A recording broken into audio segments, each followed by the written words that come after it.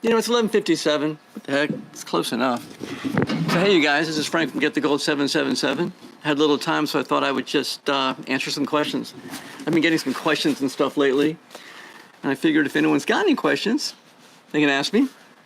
Ask me any question except the exact location where I do my prospecting.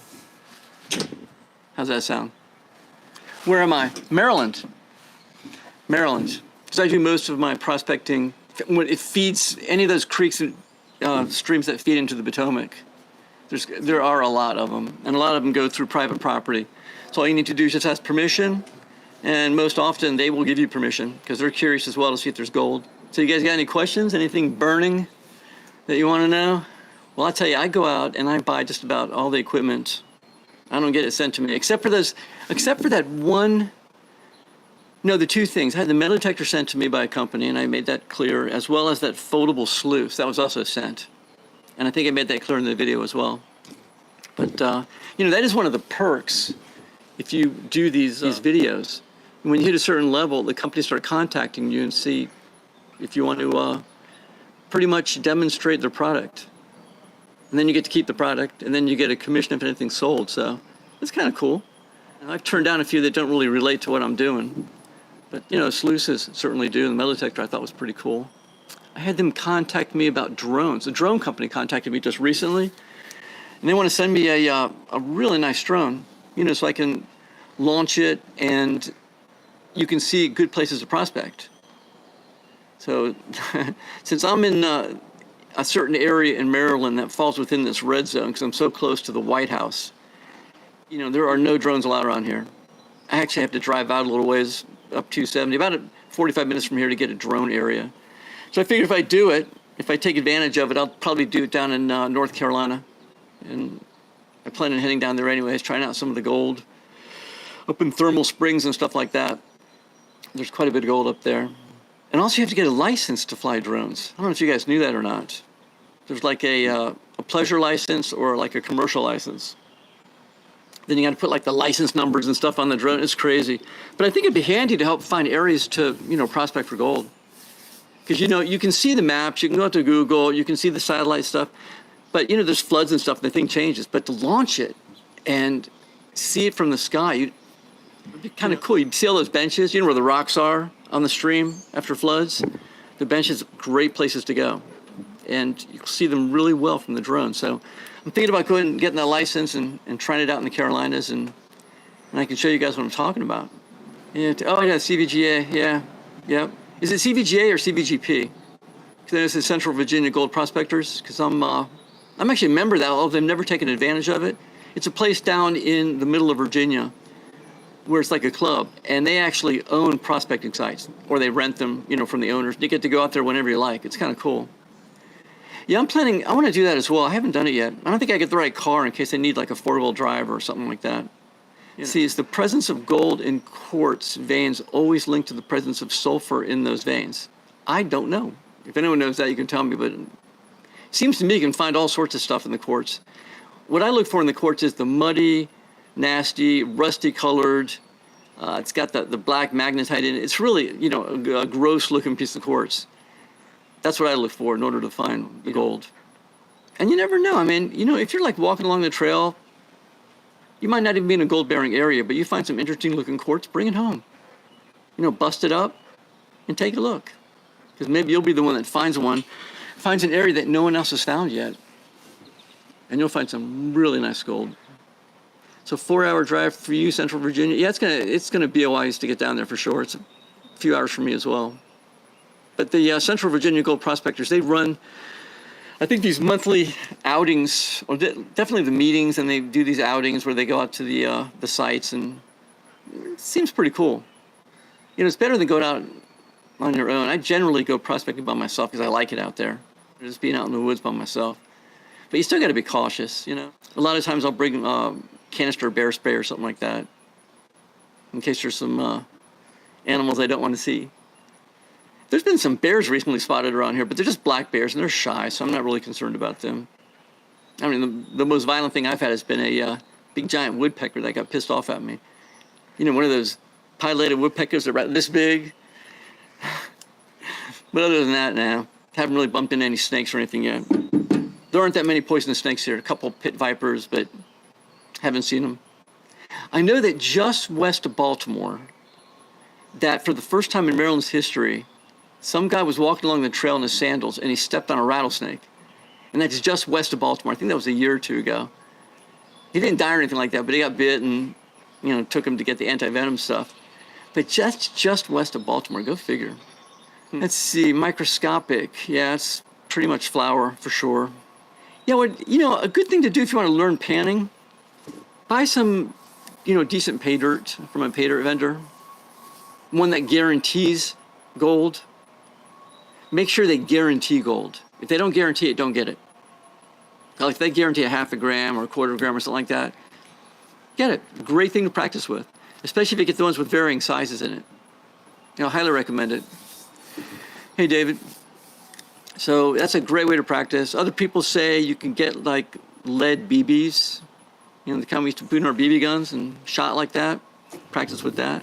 But around here, the gold is so fine. The flour, that's F-L-O-U-R, because the size of flour, it is really, really tiny. And it's not like you see in the videos where these other guys do it, where they just do it really fast and big old chunks of gold fall out. It's really small. The pictures you see, like I say in the long videos all the time, are taken with a macro lens. It's about this big, and it's like a microscope. And you see the gold up close. It looks big, but honestly, it's not. It is pretty much microscopic as well. So here in Texas, microscopic gold. Okay, yeah, I get that. It's really, really tiny stuff. Let's see. Hello, Abdul Rahim. Just enjoying some time with some friends here, you guys. Just want to answer some questions. And I never really do the live videos that often, but someone suggested I do it, so I'm doing it. I just want to pretty much get back out to the field, and one of these days, man, I'm going to hit it. It's like a treasure hunt, You never really make money when you go out, but every so often someone finds a nugget in places they don't expect. Some guy around here a few years ago found one that was several ounces, which I think is pretty significant. Just because someone says it's not a gold-bearing area doesn't mean it's not a gold-bearing area. It could be. I would check, if you got quartz in the area and you got a creek going through a hill, man, I would check that, in a heartbeat. So what's next, Crazy Farm? Hello from Colorado. Hey, well, Colorado's got a lot of gold. I mean, you guys got it in all sorts of, rivers and creeks and streams there. Do you go panning out there? What's next, Crazy Farm? I'm trying to get out there. My sister lives out there. She's invited me to go out there and try the panning. What kind of sluice do you have behind you? That is a Keen. It's that big old Keen engineering sluice. I don't use it that often, but apparently you don't need to classify anything. You just dump the material up front. It rolls on down, and you got the mats on the inside. I've not really been in an area where the water flows fast enough. I know down in North Carolina, when I go out there, it does go fast enough. So I'll bring it with me. And when I go down there, I'll just record everything and everyone can see everything. So do you find much gold out there in Colorado? Yeah, it's all micro in this area. Yeah, in the Colorado River. That's cool. That's cool. I'm dying to get out there. Bet you found some good stuff. But I'll tell you, even if it's just flour gold, just finding it in the pan is just the coolest thing, because it just lights up like a light bulb. You're like panning through it, and you might be getting bored and burned and stuff from the sun, but all of a sudden you see these little bright golden lights, and it's pretty cool. It sort of enervates you, motivates you to do the next pan, maybe dig a little bit deeper. And every so often you'll find a picker. I remember a picker I found a couple years ago. It was pretty big. I was panning the flour gold, and the stuff was washing down, not finding much. I saw this big old ugly thing come down. I think, what the hell is that? And I said, oh, no, that's a piece of gold. It was like, whoa, all right, cool. It happens very infrequently. Let's see, I'd love to get up in the Arkansas River. That's larger micron pickers. Yeah, that would be kind of cool. I'm not even familiar with that one. Hey, Albert. Yeah, Arkansas River, yeah. Cool. I like it when it's a lot of different sizes. I know in North Carolina, they just do, the place I go to, they don't have flour gold. It's just little flakes, which is cool. But it's nice to get flakes and flour and, you know, things of different sizes. Now I'm in the Montgomery County area up here in Maryland. We get those annoying presidential helicopters flying by occasionally. They fly in threes. Do you know that? There's always like 3 of them flying. Do you know why they fly in threes? I'll tell you. So you don't know which helicopter the president's in. So in case someone tries to shoot one down, they don't know which one it is. And they've been doing that for decades, you know, as long as I've been here. I was born in this area. Oh, in the Netherlands, Albert DJ lives in the Netherlands. Little chance on gold. There might be, man. I would absolutely check it. Absolutely. Bob, hey. I'm in Pennsylvania, Bucks County area, and just bought a 50-inch sluice. Ooh, that's a good one. I had it, and then the Shiny Creek yesterday, and got a couple of flakes on my first time. Oh, that's awesome. Congrats. Man, finding flakes the first time. You got the touch, the Midas touch. Yeah, I just got back from Amsterdam about 3 or 4 months ago. Love to try. You know what? You should try for the gold, man. Just because they say it's not there doesn't mean it's not there. Guaranteed. 50-inch sluice, that's a good one, yeah. Yeah, I know that in my creek, you guys have seen it, it just doesn't run that fast. So it's tough to run a sluice. You have to really build up the rocks and being kind of lazy. That's why I bring out the one that's got the battery on it. It's much easier. And it's small, and it's quiet. You know? Yeah, I get permission when I go out to the field, but I don't want to make a lot of noise either. You know, running a gas engine will just sort of anger people. So I just use the electric. So much easier. And they're getting real sensitive about the gas engines. Starting July 1st, even in this area, they banned the gas leaf blowers. I mean, it's the noise pollution. They just don't want it here anymore. So I'm not going to use a gas engine. Neshiminy Creek.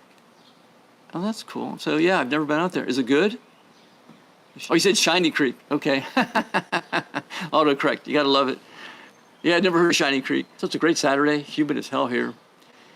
We've had like 112 degree heat index for several days, and now it just cooled off a little bit, which is nice. Albert, there is gold in the rim, but just a little bit, and only flour gold. Traveled to France last month. We found a few grams. Really? A few grams? Holy cow. That's great.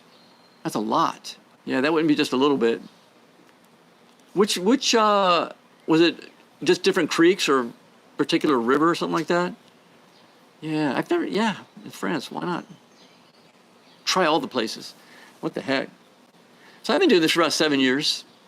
The reason was, went to Alaska a while back with family and friends, and I wanted to try the panning for gold, so I signed up for that panning excursion off the cruise ship. And we all got up there, I was so excited. We finally did it. Everyone found gold in their pan but me, because I didn't know how to do it. So that sort of pissed me off a little bit. After that, I was like, okay, I got to learn this. I got to do this. So since then is when I started doing it and really loved it. That guy I go prospecting with a lot, Frank, the other Frank, he's been doing it for a long time, just decades. That's why he's really good at finding the stuff. Taught myself to pan by watching videos. Yeah, me too, pretty much. And whenever I go to like a place down like in North Carolina where they got the gold campground and stuff like that, I always attend the tutorials. Always try to learn something new. Nice. Oh, you do it with your son. That's awesome. It's a lot of fun. You get outside. Good father-son bonding, or father-daughter if you had a daughter. Girls love it just as much. Everyone loves gold. I want to keep doing it for as long as it's fun. I want to do it a lot more now. You want to know why? I got doged from the government, so which is great. I decided to go ahead and retire, so I'm retired now. So I'm going to go out and hit everything, do all sorts of cool videos. So I think retirement and gold is going to go hand in hand. I'm going to try all sorts of stuff. I got stuff I got to do. I mean, I've got a big pile of ore in the garage. I got to run through the grinder and see if there's any gold in that. I've got a big old piece of ore that Tim found, from the last video that he has been going through, and I'm going to bang that up and see if there's any gold in it. I think there might be some gold in it.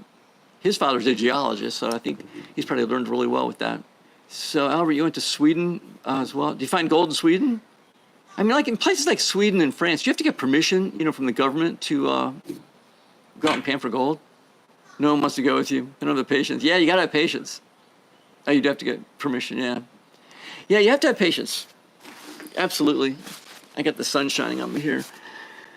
Yeah, you have to want to do it. Because those people that do it, like you guys, you get it. You get it. When you're out there, even if you don't find anything, you're still out in the woods, you're next to the creek, you're either with friends, by yourself, you're out in nature. That's only good for you. That can't be bad. In Sweden, it's free to pan for gold, no permit needed. Okay. So you can pan, but can you use a sluice or electric sluice or any sluice or just pan? Yeah, Raw, you got to get outside. I had a desk job for 49 years. And it was a real effort to get out because there was no time. You get home from work, you're tired, maybe try to work it in the weekends. Yeah, in Maryland, it's really difficult because the county owns most of the streams and creeks, but there are still some that run through people's properties, which is helpful. And I did a video three ago that tells how to get permission, which is basically write a letter, using a template with the self-addressed stamp return, say what you're doing, be honest, and people will most likely respond in the affirmative. I don't suggest you bang on the door. They're going to think you're a salesman. We're trying to collect for something. I just send out letters to all the different places, and you will get some back. It's positive. See, in Sweden, you can sluice and use your metal detector. Yeah, around here, it's difficult. And in Virginia, they're very open about it. Just get the permission. I think the Uwharrie National Forest, I think that's how you say it, that's open for panning. I don't think you're allowed to use any automated equipment. So I guess panning and probably, I would imagine, a sluice would be okay. I'd have to confirm that, though. I mean, you got to be able to use a sluice. If you're just panning, that'd be really difficult to get any quantity of gold. A sluice is so much easier. You stick that in the river and run the material through it like at a 1/4 inch. The nice thing about using the sluice is you get a lot of the black material, the black sand. You can just run the sluice, take the black sand home, take your time getting the gold out of it. But yeah, I watch all the videos online, so many of them. There's so many people I do watch. So many people use a pump when a long hose upstream. Yeah, you know what? I've seen that. Wage slave, I've seen that. It's really cool because you set up your sluice, and then if the stream is flowing, you take, like you said, the long pipe, you move it upstream, so the water hits the pipe and it's going downstream, building speed, and there you go. You don't even need electric, you don't need gas. It's very slick. I wanted to try that out. Let's see, it depends on where you are in Colorado, it's what you do. So, Wage slave, have you set that up? Did you try that out where you've got the high banker with the long hose that goes upstream? And I see, it depends on where you are in Colorado as to what you can use. Electric, Albert, okay. Wage slave, no, not yet. Yeah, man, once you try it out, if you do try it out, tell me, because I want to take a picture of it, because I want to see it. Hey, John. The Virginia rules still confuse me. I want to test a creek on county property. Yeah, then you got to check with the county. You don't want to sneak on the property and try it, because if they catch you, they'll probably fine you, take all your equipment, any gold that you found. Definitely check. I know the state forest down there, Uwharrie, I think it is, whatever it's called, you're allowed to. But if the creek's on county property, does the creek run through anyone's personal property? I need to get a decent sluice. I mean, I got the foldable sluice, I got this giant sluice behind me. I just want to get a normal size sluice I can put in my backpack. It doesn't come apart. You can just throw it out there, and there you go. The county owns to the midpoint, I believe, and borders on another county. Oh, okay. Well, I'll check both counties then. You get permission. You might be allowed to do it. I mean, check with the county. They may just say, whatever. Whenever we go out to the property, we try to be quiet, respectful. We don't leave any holes. We put everything back the way it was. Pick up any trash along the way. Certainly don't leave any trash there. We don't want to give them a reason to say no. Keep it professional, and everyone's happy. People like to see people gold panning. Sort of brings back, memories probably of the past. Just got a geosluice yesterday. I love these. It's all like, what, geosluice? I don't even know what that is. All right, I'm taking a note. That's why I got my pad and paper. Looking to geosluice. Thank you. I'll check that. Yeah, you got the Gold Hog mini sluice. Yeah, I think it's around 24 inches and great for backpacking. Yeah. Gold Hog they put out good product for sure. I got some Gold Hog stuff. Yeah, one thing I never asked for is I appreciate that when you do that for sure. I just don't normally ask for likes and views and subscribers. I figure if someone wants to do it, they'll do it. If they don't, then they don't. One thing I don't like is when people start a video and they say right up front, don't forget to like. No, I said no. I want to see if I like your video first before I decide I like it. And if I like it, I definitely like it. All I do is I put it on the tail end of all my videos is that one little thing, that little picture that says, you know, like, whatever, blah, blah, if you want to. You want a gold claw sluice and the pan. The gold claw sluice, I got the gold claw pan. That's the one I use all the time. Gold claw sluice. I'm gonna look at that for sure. Love the sluice. I'm getting used to the pan. Yeah, the pan, it's pretty interesting, right? I don't use it like it's supposed to be used. I think you guys have seen that when you look at the videos. I mean, I use it a lot the way it is, but at the very end, they don't usually push it all to one side and slowly bring it back. That's just me because it's flour. It's so tiny micro gold. That's why I do that, the reason I do that. Otherwise, you can do it the way they do it and happen fast. That gold claw comes out in 3 sizes. There's the tiny one that's the pocket size. You can take it with you wherever you go. There's the one that I show you guys, which is for prospecting. Then you got the mining one, which is like, you know, it's a big one, which I don't bring out that often, but that's where you actually can, you know, really do a lot of material at once. How'd you win a gold claw sluice? I wish it came in black. I was sand it down and paint it. What the heck? I was thinking about doing this. Mine's getting all scratched up and stuff. It's metal. Sand it, paint it. You get creative with it. What the heck?